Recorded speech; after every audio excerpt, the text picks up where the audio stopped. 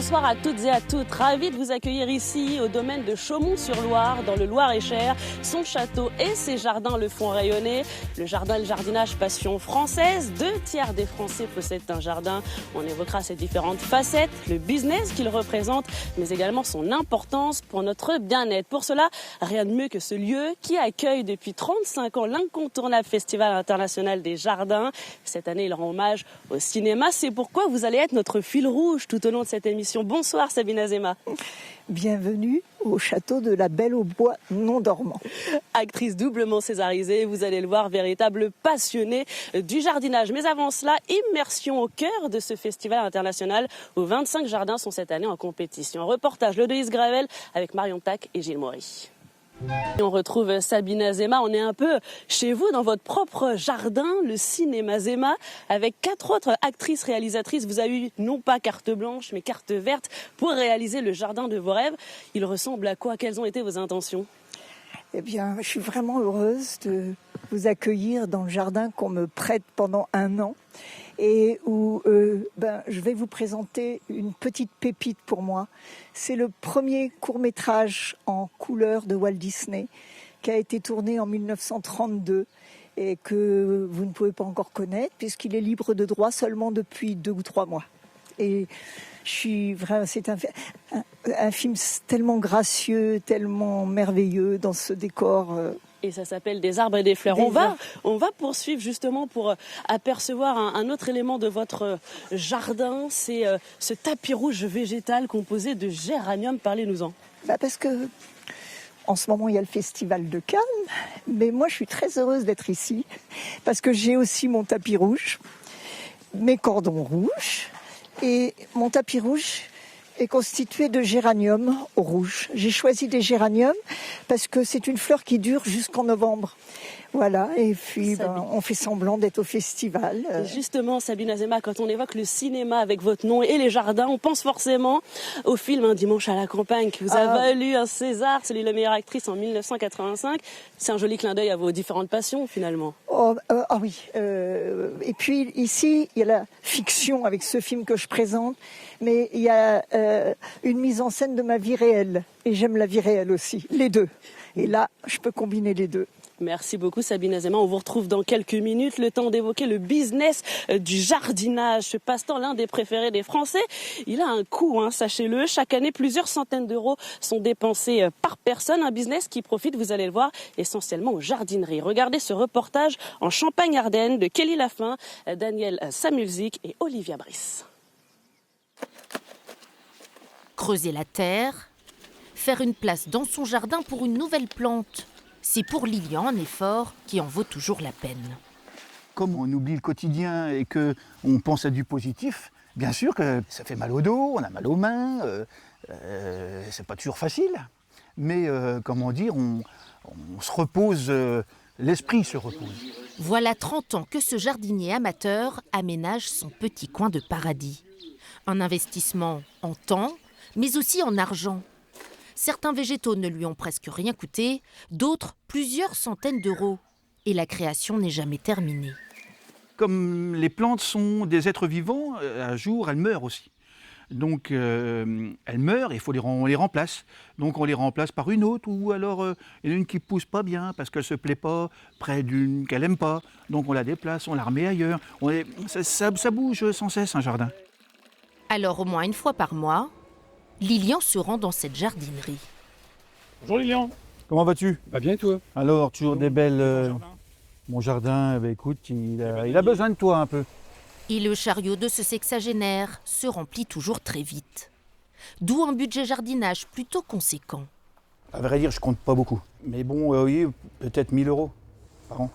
C'est plus que la plupart des jardiniers amateurs, mais la dépense moyenne pour l'entretien d'un espace extérieur est tout de même de 540 € par an. Les balcons et jardins sont aujourd'hui jugés essentiels au bien-être. On considère le jardin comme une pièce à part dans la maison. Donc on va consommer des plantes ou des décos de jardin comme de la déco d'intérieur. Pas question de se serrer la ceinture sur les plantes. Les autres clients confirment. Je ne résiste à rien, que ce soit les plantes potagères ou les plantes d'agrément. Je préfère m'acheter 20 plantes qu'un sac à main. J'ai travaillé toute ma vie, beaucoup, donc maintenant j'ai les moyens de le faire, donc oui, il faut se faire plaisir. En 2025, le business du jardinage a ainsi représenté 8,3 milliards d'euros. Les jardineries en sont les premières bénéficiaires, devant la grande distribution et les fleuristes. Des ventes qui, paradoxalement, augmentent lorsque l'actualité est morose. Preuve que le jardin est devenu un refuge et une source de réconfort pour de nombreux Français. Et on se retrouve dans un nouveau décor, celui en hommage au cinéaste Jacques Tati. À mes côtés, Chantal Collet-Dumont, bonsoir à vous. Vous êtes la directrice de ce domaine de Chaumont-sur-Loire. Allier cinéma et jardin, c'est votre idée. En quoi ces deux univers se complètent selon vous ? Ces deux univers ont beaucoup de similitudes. Le jardin et le cinéma sont des arts du temps, de la mémoire, du récit, racontent des histoires. Il y a des premiers plans, des deuxièmes plans, des séquences. Et donc, c'est un scénario vivant, un jardin, comme au cinéma. On a entendu Sabine Azema et la réalisatrice Momo Cossetto. Qu'est-ce que ça apporte justement d'apporter ces personnalités dans un monde justement dont elles ne sont pas issues au départ ? C'est une habitude que nous avons d'attirer vers le monde du jardin des personnalités dont on n'est pas sûr qu'elles ont un rapport privilégié avec la nature et le jardin. Et en fait, j'ai découvert que les 4 artistes et réalisatrices aimaient beaucoup le jardin. Et ça donne des jardins différents, très inspirés. Et c'est une des forces de ces cartes vertes que nous avons chaque année. Cela fait 19 ans, si je ne me trompe pas, que vous êtes à la tête de ce domaine. Justement, comment se concrétise au quotidien le succès grandissant du jardin, du jardinage ? Le jardin est de plus en plus essentiel pour des personnes qui vivent en ville. 80% vivent en ville, dans le béton, dans le ciment. Et donc, la possibilité d'avoir des arbres, des fleurs, un jardin, de se ressourcer, de se soigner par le jardin, c'est quelque chose qui devient de plus en plus une évidence, et notamment depuis le Covid. Et 530 000 visiteurs se sont rendus chez vous, dans votre domaine, l'an dernier. Merci beaucoup, Chantal Collet-Dumont. Le jardinage qui séduit donc de plus en plus, même sur les réseaux sociaux, où de nombreux jardiniers amateurs se transforment en influenceurs afin de prodiguer leurs meilleurs conseils. Regardez ces différents extraits compilés.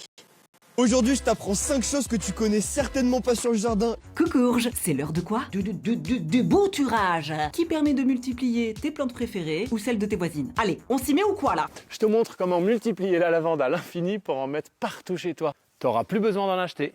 Si tu veux des fraises gratuitement toute ta vie, alors regarde bien parce que je te montre comment faire. Est-ce que tu savais que 1 heure de jardinage, c'est équivalent à 1 heure de sport ? Parce que oui, en jardinant, en bêchant, en taillant, tu peux perdre entre 300 et 500 calories par heure. T'as besoin d'un pied de lavande pas malade, un sécateur, du désinfectant, un pot en terre cuite pour que ça respire. Dans le prochain épisode sur les fraises, je te montrerai comment nourrir, arroser et entretenir tes fraisiers. Alors abonne-toi si tu veux récolter les meilleures fraises de toute ta vie.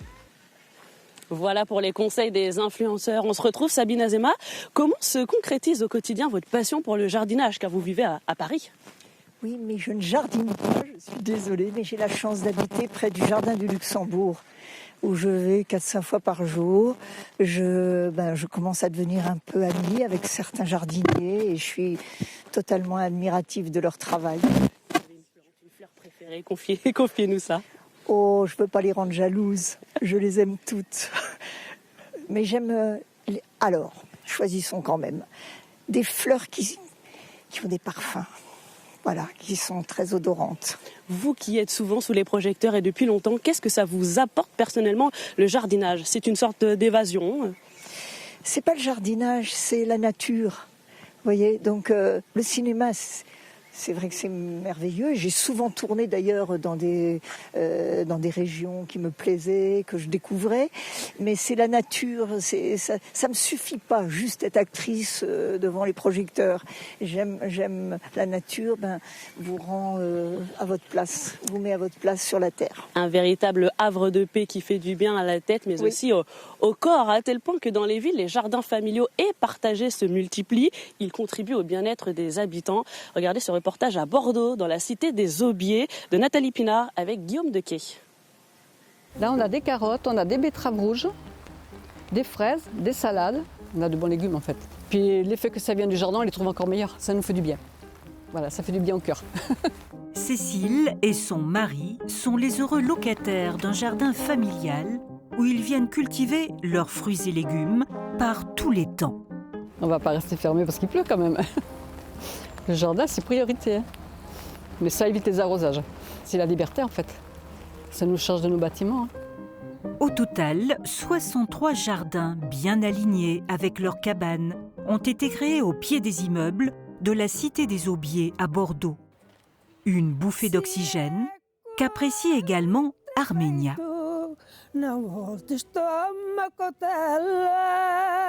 D'origine portugaise, elle habite depuis 40 ans dans l'un de ses appartements.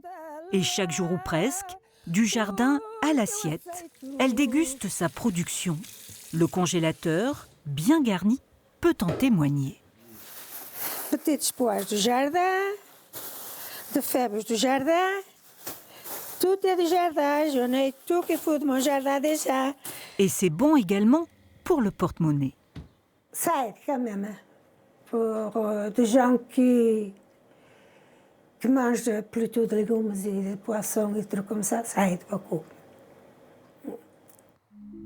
Une économie de plusieurs centaines d'euros par an, estime le Bocal Local, l'association qui accompagne les jardiniers. Mais l'essentiel n'est pas là. Il s'agit surtout de récolter des bienfaits sur le plan physique et mental. Ça lutte contre la sédentarité, le fait de pouvoir se pencher, se relever, ça mobilise et ça remobilise, et surtout dans un quartier où il y a un véritable vieillissement de la population qui est constaté. Aujourd'hui, nombreux sont ceux qui rêvent d'un potager, mais la liste d'attente est longue. Les jardins familiaux ont beaucoup de succès à la Cité des Aubiers. Et on continue d'évoquer les bienfaits du jardinage avec Catherine Dupuis. Bonsoir. Bonsoir. Vous êtes la directrice de la Grande Maison. C'est une maison qui accueille 35 adultes en situation de handicap. C'est à Ballon-Miré, près de Tours. Et votre structure a la particularité de posséder un jardin thérapeutique. En quoi travailler la terre et cultiver des fruits et des légumes permet de prendre soin différemment de vos résidents? Je crois que vous avez déjà tout dit dans votre question. Ça permet à nos résidents de se sentir bien avant toute chose. Le jardin thérapeutique est vraiment un endroit où on prend soin. Soin de soi, soin des autres. Et alors soin de soi parce que nos résidents qui, dans la plupart du temps, ne peuvent pas se mobiliser, ou du moins très très peu, ont la possibilité à l'extérieur de pouvoir justement, avec des outils adaptés et en soutien par des professionnels, de travailler la terre, de manier des outils et donc de travailler leur motricité fine. Quand vous avez très peu de capacité, du moins qu'il vous en reste très peu, le fait de travailler, de mobiliser ses mains est quelque chose d'extrêmement important. Au-delà de ça, quand vous êtes en situation de handicap, vous avez des moments particulièrement difficiles, émotionnellement, psychologiquement, et donc le fait de pouvoir aller dans cet endroit, de respirer, de pouvoir même parfois crier pour dégager toute cette tristesse, cette colère. C'est un lieu d'expression, exactement.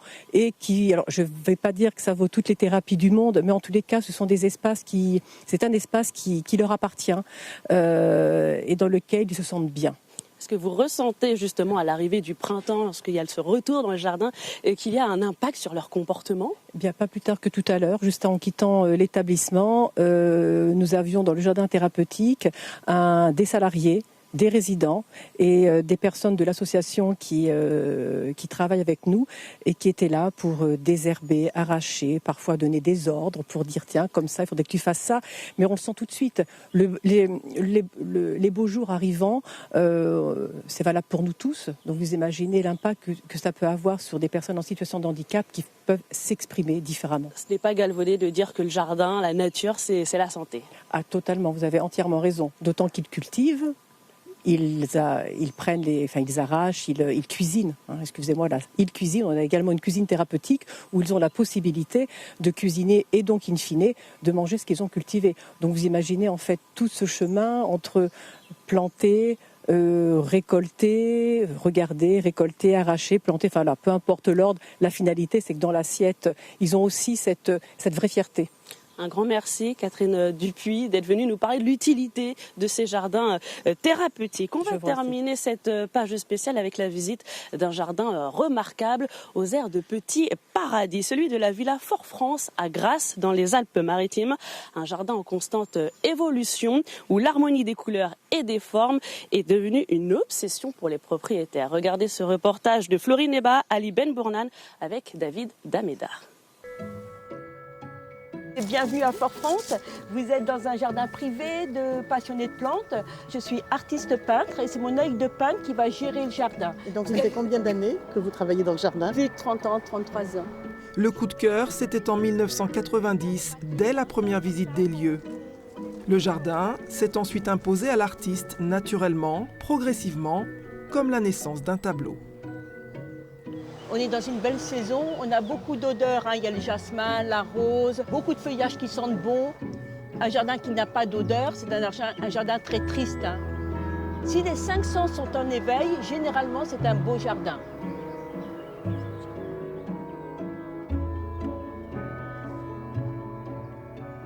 J'adore les roses, enfin, toutes les essences et pouvoir les sentir. C'est extraordinaire. Et ici, il y a une rose qui a un parfum merveilleux, Isaac Pereire. C'est vraiment un très vieux jardin. Il date de 1930. Il y avait une petite moitié qui était déjà jardinée, donc on a beaucoup démultiplié.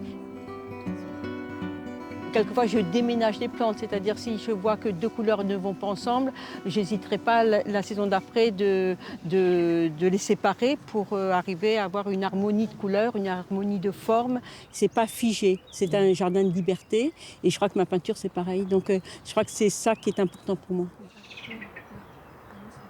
C'est vraiment un très très bel arbre, Metasequoia diptostroboides.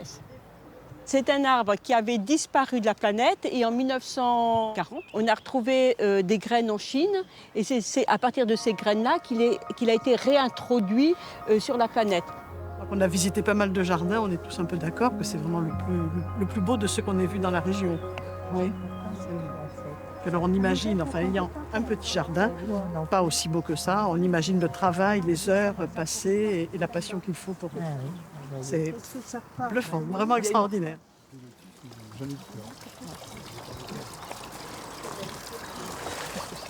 Ils réalisent bien qu'ils sont dans un lieu un peu privilégié. C'est un lieu où on entend les oiseaux, on entend l'eau, on entend le vent. Et je crois qu'il y a beaucoup de sérénité. On est dans un moment tout à fait à part. Une parenthèse flamboyante et éphémère, le jardin de la Villa Fort-France s'offre à tous les regards, juste le temps de sa plus belle saison, le printemps. Voilà, notre page spéciale touche à sa fin dans ce décor qui rappelle, et vous l'aurez sans doute reconnu, Jurassic Park. Pour conclure, Sabine Azema, 2 mots pour qualifier ce Festival international des jardins. Je vais citer Jules Renard qui disait « Le paradis n'existe pas sur cette terre, mais il y en a des petits morceaux ». Et ici, à Chaumont-sur-Loire, je peux vous assurer que c'est le paradis pour moi. Merci beaucoup Sabine Azema d'avoir été avec nous ce soir. Ce fut un réel plaisir. Ce Festival international des jardins dure ici jusqu'au 1er novembre. Et pour les passionnés de jardin, un rendez-vous à ne pas manquer. D'abord la série documentaire Les âges du jardin. C'est un nouveau programme disponible sur la plateforme France.tv. 8 passionnés de jardinage s'affrontent dans la bonne humeur. Voilà, c'est la fin de cette page spéciale. Merci à toute l'équipe éditoriale et technique d'avoir œuvré à sa réalisation. Et puis un grand merci à vous de nous avoir suivis. Voilà, c'est la fin de cette page spéciale. On va se quitter sur ces magnifiques images du domaine de Chaumont-sur-Loire, ici dans le Loir-et-Cher, avec son Festival international des jardins. Tout de suite sur France 3, Stade de la quotidienne. À très bientôt et merci.